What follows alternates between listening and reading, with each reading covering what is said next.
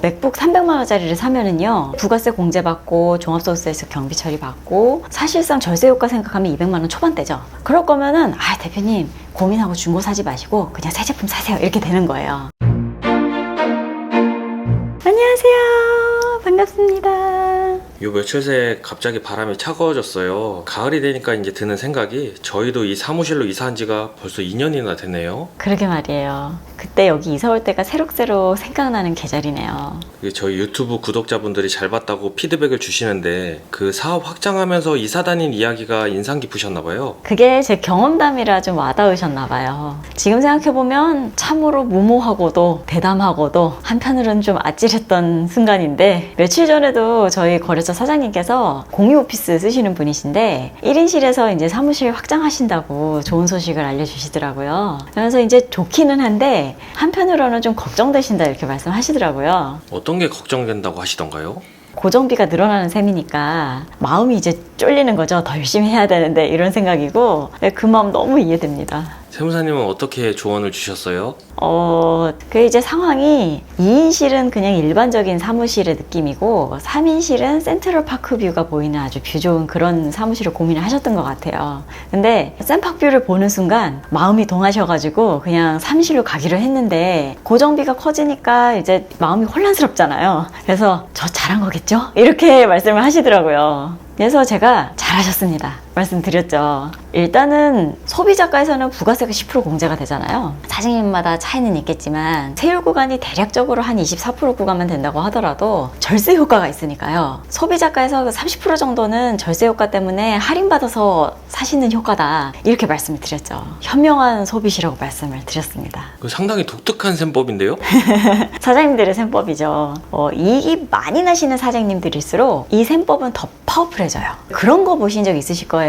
이제 잘 나가는 사장님들이 뭐 쓸만한 게 있는데도 뭐 인테리어 호화롭게 막 바꾸시고, 비품도 쓸만한 거 있는데 또 막 바꾸시고, 그게 이런 거죠. 뭐 맥북 300만 원짜리를 사면은요, 우린 큰 지출이잖아요. 근데 부가세 공제받고 종합소득세에서 경비 처리받고 이렇게 하면은 사실상 절세 효과 생각하면 200만 원 초반대죠. 그럴 거면은 대표님 고민하고 중고 사지 마시고 그냥 새 제품 사세요, 이렇게 되는 거예요. 이거 발상의 전환인데요?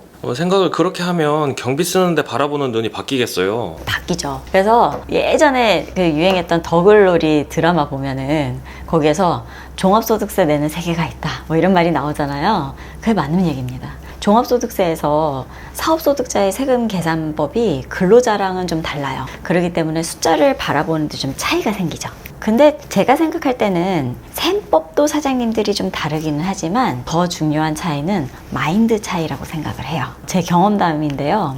일단은 딱 넓혀서 이제 이사를 가잖아요. 그러면 그 빈자리, 빈 책상을 이렇게 보고 있으면 각성이 돼요. 저기를 빨리 채워야 되겠다, 이런 생각도 들고 경각심을 가지게 되죠. 그래서 후달리니까 뭐라도 막 하게 되는 거예요. 내가 이러고 있을 때가 아니지, 이러면서요. 느슨해진 나 자신한테 긴장감을 주는 거죠.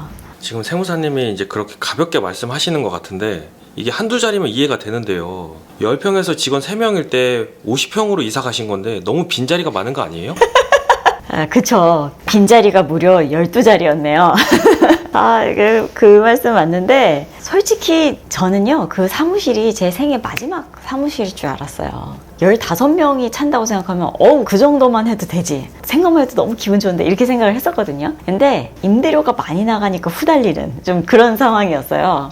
비어있는 자리를 보면 내가 이렇게 여유 부릴 때가 아니야, 이렇게 되거든요. 그래서 사무실 나갈 때 항상 긴장을 하게 되는 거예요. 저를 너무 궁지에 몰아넣었나, 이런 생각이 좀 들기도 하기는 하는데, 저는 그게 명확했거든요. 팀을 이렇게 만들어가지고 구조를 이렇게 짜서 이렇게 하겠다라는 그런 계획이 아주 뚜렷했어요. 그래서 책상 배치도 아예 들어갈 때부터 다 그렇게 짜고요. 인테리어도 그거에 맞춰서 다 다른 걸 짜고, 이런 식으로 했거든요. 제가 제 자신을 채찍질하는 걸로 지금 이렇게 말씀을 드리긴 했는데, 사실 더 중요한 거는요, 영업적인 마인드인 것 같습니다.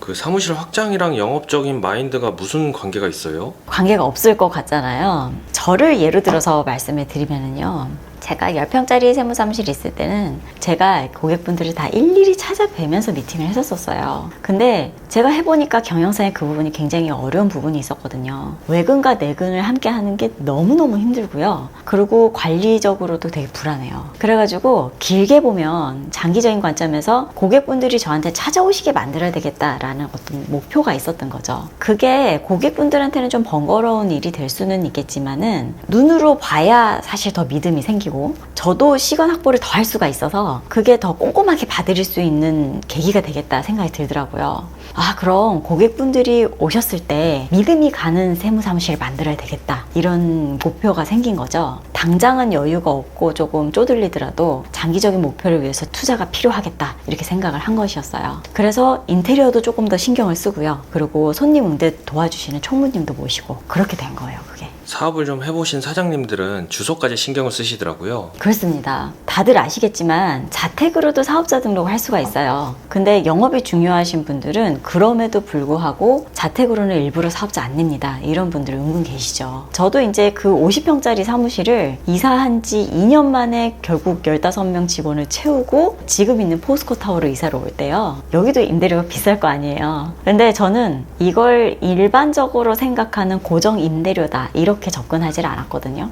저는 이거를 판매 촉진비 아니면 직원들의 복리후생비, 이렇게 접근을 했어요. 그거야말로 발상의 전환인데요. 네.